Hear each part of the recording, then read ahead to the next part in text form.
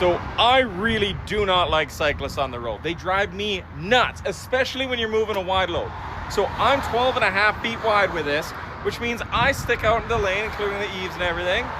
So if I'm hogging this side of the white line, I'm sticking out into other parts of the traffic and impeding on them. So what I do is I stay right tight to this white line, but that means that overhang is right where a cyclist is. So you're doing 100 kilometers an hour, you're coming down the road, and then there's a cyclist there, and I gotta try and move over and not hit the cyclist that's on the shoulder, which is absolutely insane. It drives me nuts. But here's the problem. You can't get rid of the cyclists on the road, because I believe that you have a fundamental right to travel around the country using your own legs. They're moving with their own power, which they have a constitutional right to move. So you can't just be like, no, you can't move around, you can't take a cycle and travel because we're going to prioritize a vehicle, because that's also impeding on their infringement of their personal rights. So obviously that doesn't work. So I thought about it.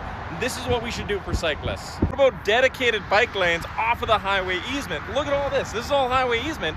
We could just put a bike lane in there. And then you said, oh, wouldn't that cost a lot? So I did some math on that to try and figure out, because I thought it would cost a lot. I'm hopping back in the truck, so it's quieter now. Now, full disclaimer, we're just going to AI to calculate the things, because I'm not doing the math by hand. Anyways, they said the cost per paving per kilometer for a standard bike width would be about $8,000 and about $3,000 for grading, leveling out the ground, packing it down.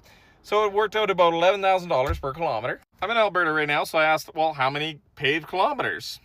And it basically said 13,000, and then you got about $11,000, so $143 million to put a bike lane on the easement next to all the highways in Alberta. Oh, that seems like a lot. Then I thought about it though. What about the cost of all the cyclists that get hit because they're on the shoulder? And 120 to 135 cyclists are hit on the side of the highway in Alberta every single year by vehicles. So I asked to calculate the economic cost. Hospital bills paid by the taxpayer. It's Canada. We got government paid healthcare. 7 million. Property damage. 3 million. Fatalities, the statistical cost of a life. 40 to 58 million lost tax revenue.